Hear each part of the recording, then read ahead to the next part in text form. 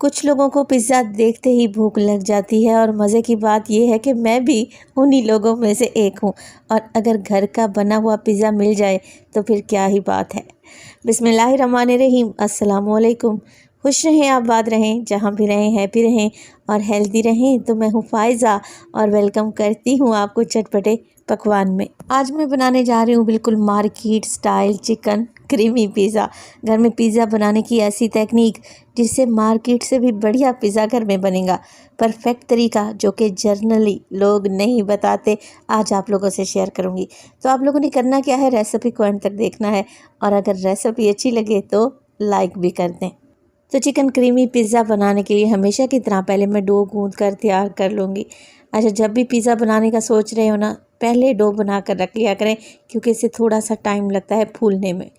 2 cup के बराबर मैंने ले लिया है मैदा। अगर वज़न में देखें तो मैदा है 250 ग्राम, यानी कि 1 पाव के बराबर। अब इस मैदे में डालूंगी मैं 1 टीस्पून के करीब नमक और 1 टीस्पून चीनी। रेगुलर वाइट शुगर का इस्तेमाल कर रही हूँ। आप चीनी को पीस कर डालें या दानेदार डालें, ये आप लोगों की मर्ज़ी। मैंने दानेदार चीनी का इस्तेमाल किया है।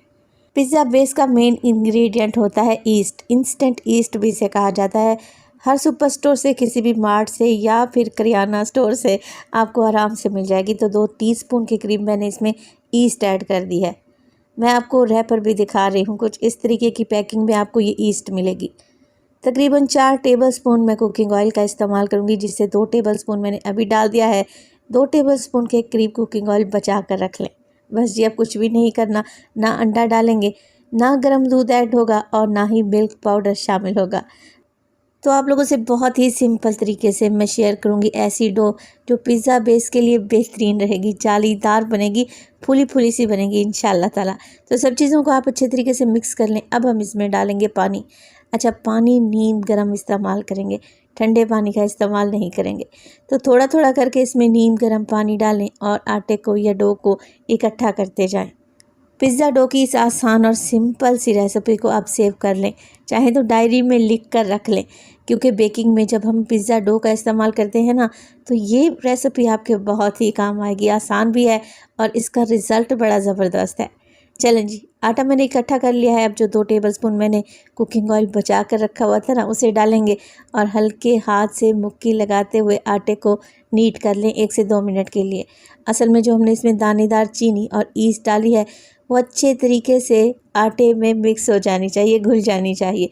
तो 2 से 3 मरतबा मैं इस तरीके से मुक्की लगाते हुए आटे को नीट करूँगी और फिर इसे कवर लगाकर छोड़ देंगे 1 घंटे के लिए। आजकल अच्छी खासी गर्मियाँ हैं, 1 घंटे में डो अच्छे तरीके से फूल जाएगी। अगर ये रेसिपी आप सर्दियों में बना रहे हैं तो आपको 2 से 3 घंटे भी लग सकते हैं।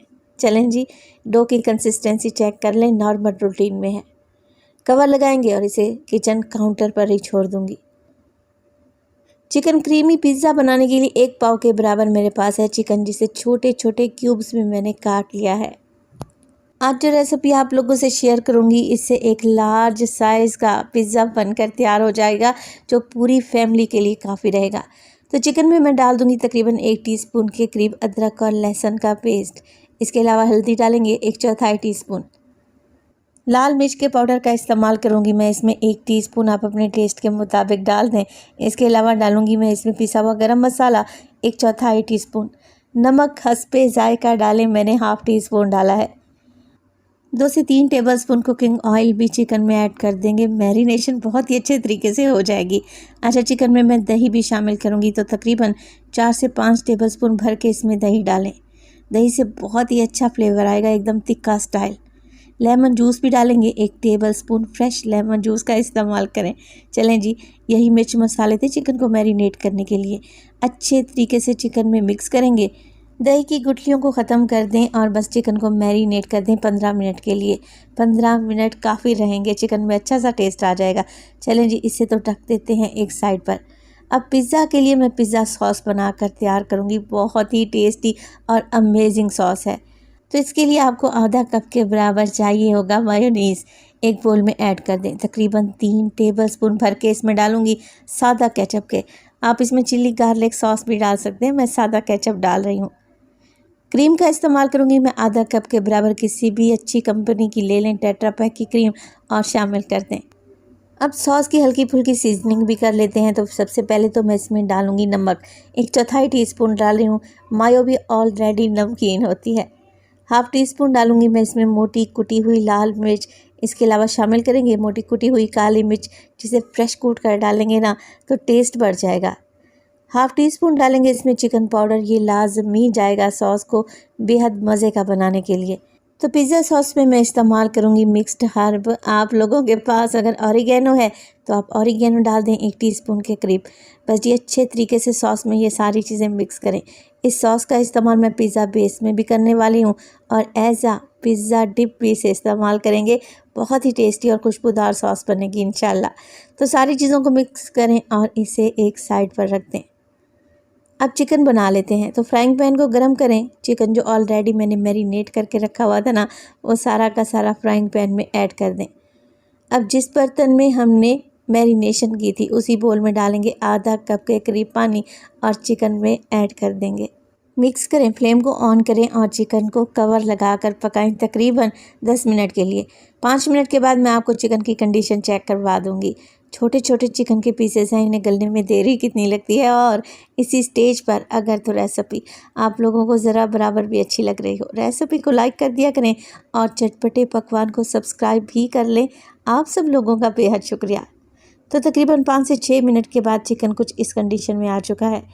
अब आप लोग देख रहे हैं कि हल्की हल्की सी ग्रेवी अभी भी बाकी है और इसी ग्रेवी को हमने बिल्कुल ड्राई करना है। ये ग्रेवी बोटियों पर चिपक जाएगी। चटपटा मसालेदार सा चिकन बनकर रेडी है। इसे भी एक साइड पर रख दें। पिज़्ज़ा पैन ले लें और इसे अच्छे तरीके से ऑयल या घी की मदद से ग्रीस करें और इसे भी एक साइड पर रख दें। अब चलते हैं डो की तरफ।